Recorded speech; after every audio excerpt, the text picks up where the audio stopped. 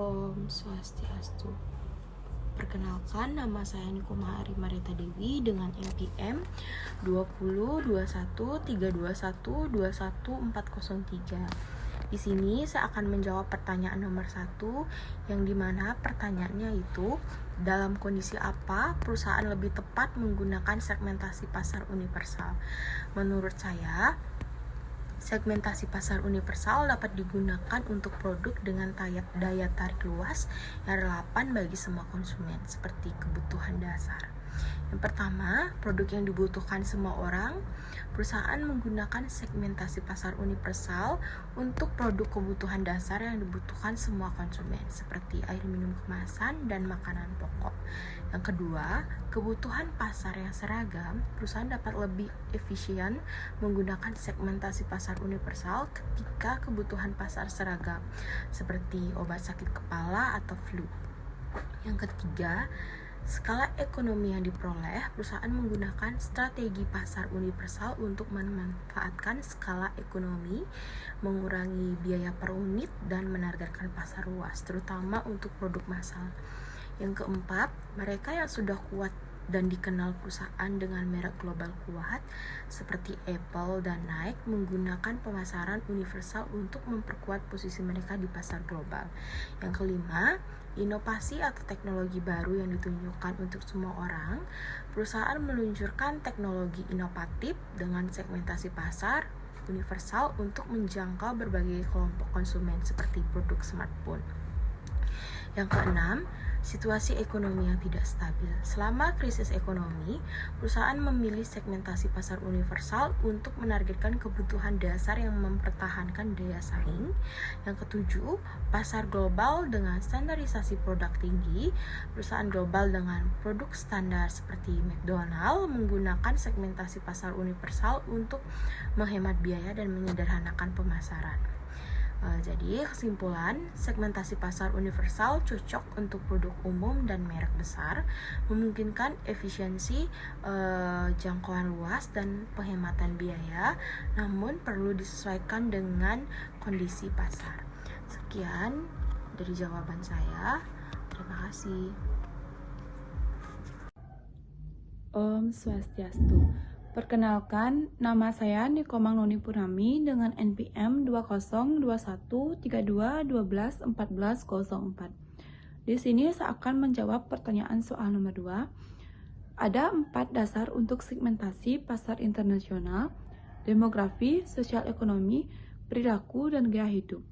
Bagaimana segmentasi dilakukan berdasarkan demografi? Izin menjawab. Segmentasi demografi didasarkan pada variabel seperti usia, jenis kelamin, ukuran keluarga, tingkat pendidikan, dan pekerjaan. Misalnya, perusahaan kosmetik seperti Pond's menargetkan wanita usia 18-35 tahun yang peduli dengan perawatan kulit. Sementara, perusahaan mainan seperti Lego menargetkan anak-anak usia 5-12 tahun. Sekian dari jawaban saya. Terima kasih. Om Santi, Santi, Santi, Om. Baik, perkenalkan, nama saya Ibu Dwi Saputra dengan NPM 408. Di sini saya akan menjawab pertanyaan nomor 3, yaitu bagaimana segmentasi dilakukan berdasarkan sosioekonomi beserta contohnya. Segmentasi berdasarkan sosioekonomi dilakukan dengan membagi pasar menjadi kelompok yang memiliki kesamaan dalam suatu sosial dan tingkat ekonomi. Kriteria yang sering digunakan meliputi pendapat, pendidikan, pekerjaan, dan gaya hidup. Pendekatan ini bertujuan untuk memahami kebutuhan, preferensi, dan daya beli konsumen dari berbagai tingkat sosioekonomi sehingga perusahaan dapat menyesuaikan produk, harga, dan strategi pemasaran mereka. Dan sebagai contoh, sebuah perusahaan otomotif dapat membagi target pasarnya menjadi 3 segmen sosioekonomi. Untuk segmen berpenghasilan rendah, mereka menawarkan mobil hemat energi dengan harga terjangkau. Untuk segmen menengah, mereka memasarkan mobil dengan fitur tambahan seperti teknologi hiburan di dalam mobil. Sementara itu, untuk segmen berpenghasilan tinggi, perusahaan menawarkan mobil premium dengan desain mewah, teknologi canggih, dan layanan inklusif, serta program loyalitas dan personalitas kendaraan. Dengan segmen ini, perusahaan dapat mengoptimalkan pemasaran dan berdasarkan berkebutuhan dan kemampuan konsumsi di tiap segmen sosioekonomi. Terima kasih. Swastiastu. Perkenalkan, nama saya Koma Yusni Kristiani Kurnia Dewi dengan NPM 202132121434. Baik, di sini saya akan menjawab pertanyaan bagaimana signifikan dilakukan berdasarkan perilaku. Lengkapkan jawaban Anda dengan contoh. Baik, jawabannya.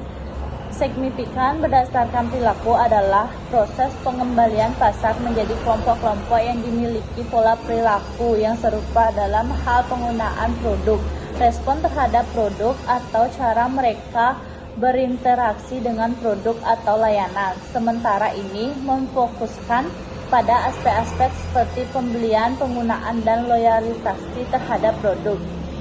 Ada beberapa contoh. Yang pertama yaitu frekuensi pembelian. Contohnya, sebagai perusahaan sampo dapat mengelompokkan konsumen mereka menjadi penggunaan harian, penggunaan mingguan, dan penggunaan sesekali. Kemudian menyesuaikan strategi pemasaran sesuai dengan frekuensi penggunaan tersebut. Yang kedua, ada keuntungan yang diperoleh. Contohnya, sebuah perusahaan kosmetik dapat mengelolakan konsumen berdasarkan manfaat yang mereka cari seperti pelembab, anti penuaan, atau perlindungan dari sinar matahari. Yang ketiga adalah loyalisasi. Contohnya, perusahaan penerbangan dapat memiliki program loyalisasi untuk konsumen yang sering terbang dengan mereka seperti pembelian poin atau status keanggotaan, khususnya yang berdiri keuntungan lebih. Yang keempat ada tanggapan terhadap pemasaran. Contohnya, konsumen yang memproses iklan dengan diskon atau promosi khusus bisa dipisahkan dari konsumen yang lebih sensitif terhadap kualitas produk daripada harga. Yang kelima adalah tingkat laku pembelian. Contohnya, sebagai merek perhiasan mungkin mengetes konsumsi yang memberi untuk acara tertentu seperti pernikahan atau ulang tahun dengan kampanye pemesanan yang disesuaikan dengan momen-momen tersebut. Terima kasih. Om Swastiastu. Perkenalkan, nama saya Iketut Gede Labayasa, NPM 451. Saya akan menjawab pertanyaan. Pertanyaannya, bagaimana segmentasi dilakukan berdasarkan gaya hidup? Jawaban, segmentasi berdasarkan gaya hidup adalah proses membagi pasar ke dalam kelompok yang memiliki kesamaan pola hidup, minat, nilai, dan aktivitas. Segmentasi ini lebih mendalam karena menggali aspek psikografis seperti hobi, kebiasaan, nilai-nilai, dan kepribadian, sehingga memungkinkan perusahaan untuk memahami bagaimana produk atau layanan mereka dapat lebih relevan dalam kehidupan sehari-hari konsumen. Cara melakukan segmentasi berdasarkan gaya hidup. Yang pertama, mengidentifikasi aktivitas, minat, dan opini atau AYO. Analisis ini mencakup aktivitas seperti hobi dan kegiatan yang sering dilakukan, minat atau hal-hal yang dianggap penting, dan opini atau pandangan pribadi tentang isu atau produk. Informasi ini bisa diperoleh melalui survei, wawancara, atau observasi langsung. Yang kedua, penggunaan psikografis. Data psikografis atau berdasarkan sikap, opini, dan nilai memberikan pemahaman yang lebih dalam tentang perilaku konsumen yang seringkali tidak terlihat dari faktor demografis saja. Misalnya, seseorang yang berusia 25 tahun memiliki pendidikan tinggi belum tentu memiliki gaya hidup yang sama dengan sesama kelompok demografisnya. 3. Klasifikasi gaya hidup. Konsumen bisa dibagi berdasarkan kategori gaya hidup. Misalnya penggemar olahraga, pencinta alam, pencinta kuliner, atau orang yang peduli lingkungan. Setiap kategori gaya hidup ini menunjukkan pola konsumsi yang berbeda. Contoh segmentasi berdasarkan gaya hidup. Misalnya perusahaan yang memproduksi peralatan olahraga ingin menargetkan konsumennya berdasarkan gaya hidup. Perusahaan bisa mengidentifikasi beberapa segmen seperti yang pertama, aktivis kesehatan. Konsumen yang rutin berolahraga dan menjaga kesehatan tertarik pada produk-produk fitness seperti treadmill, matras yoga, atau sepatu lari berkualitas tinggi. Yang kedua, pencinta alam. Konsumen yang sering berpergian ke alam terbuka seperti pegunungan atau pantai, mereka lebih tertarik pada produk-produk seperti tenda, pakaian outdoor, dan sepatu hiking. Yang ketiga, pekerja sibuk. Konsumen yang sibuk dengan pekerjaan dan memiliki sedikit waktu luang namun tetap ingin menjaga kebugaran, mereka mungkin lebih menyukai produk olahraga yang praktis dan fleksibel seperti peralatan olahraga mini ataupun aplikasi olahraga online. Dengan memahami gaya hidup seperti segmen, perusahaan bisa menyesuaikan produk dan kampanye pemasaran agar lebih sesuai dengan kebutuhan dan preferensi unik tiap kelompok, sehingga lebih efektif dalam menarik perhatian dan membangun loyalitas konsumen. Sekian dan terima kasih. Om Santi Santi Santi Om. Om Swastiastu. Perkenalkan, nama saya Ika Dek Krisnawena Putra, NPM 202132121464. Di sini saya akan menjawab pertanyaan nomor 6, yaitu pertanyaannya, apa kelemahan utama dalam menggunakan PDB per kapita atau GNP sebagai kriteria segmentasi negara? Jawabannya, yaitu menggunakan PDB per kapita atau GNP sebagai kriteria segmentasi negara memiliki kelemahan seperti tidak mencerminkan ketimpangan pendapatan, kualitas hidup, atau dinamika ekonomi lokal. Selain itu, indikator ini mengabaikan ekonomi informal, perbedaan biaya hidup, dan faktor non-ekonomi seperti lingkungan atau sosial. Untuk segmentasi yang lebih akurat, alternatif seperti PPP, Indeks Pembangunan Manusia atau HDI, atau indikator multidimensional dapat digunakan.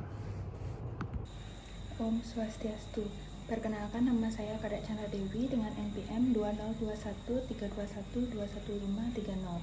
Di sini saya akan menjawab pertanyaan nomor 7, yaitu jelaskan kelemahan segmentasi berbasis gaya hidup, dan untuk aplikasi seperti apa gaya hidup akan segmentasi tepat digunakan. Baik, izin menjawab. Jawabannya yaitu segmentasi berbasis gaya hidup meski menawarkan pemahaman yang mendalam tentang konsumen, memiliki beberapa kelemahan yang perlu diperhatikan. Yang pertama, subjektivitas dan dinamika. Gaya hidup bersifat subjektif dan dapat berubah seiring waktu.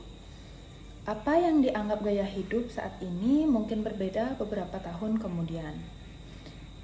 Yang kedua, biaya penelitian yang tinggi. Melakukan penelitian untuk mengidentifikasi dan memahami gaya hidup konsumen membutuhkan sumber daya yang cukup besar, baik dalam hal waktu maupun biaya. Kemudian, yang ketiga yaitu kesulitan dalam pengukuran, yaitu gaya hidup sulit diukur secara kuantitatif, sehingga sulit untuk menentukan ukuran yang tepat untuk setiap segmen. Kemudian, kapan segmentasi berbasis gaya hidup dapat digunakan? Izin menjawab, meskipun memiliki kelemahan, segmentasi berbasis gaya hidup sangat berguna dalam beberapa situasi berikut. Yang pertama, produk yang bersifat simbolis, yaitu produk seperti fashion, otomotif, dan barang mewah. Seringkali dipilih berdasar gaya hidup konsumen. Segmentasi berbasis gaya hidup dapat membantu perusahaan memahami nilai-nilai dan aspirasi konsumen yang ingin diwujudkan melalui produk tersebut. Kemudian, yang kedua, induksi hiburan. Industri musik, film, dan televisi sangat bergantung pada pemahaman gaya hidup konsumen untuk menciptakan konten yang relevan dan menarik. Dan yang ketiga, produk yang terkait dengan aktivitas luar ruangan, yaitu produk seperti peralatan olahraga, hidup aktif, dan minat konsumen terhadap aktivitas di luar ruangan. Sekian jawaban dari saya. Terima kasih.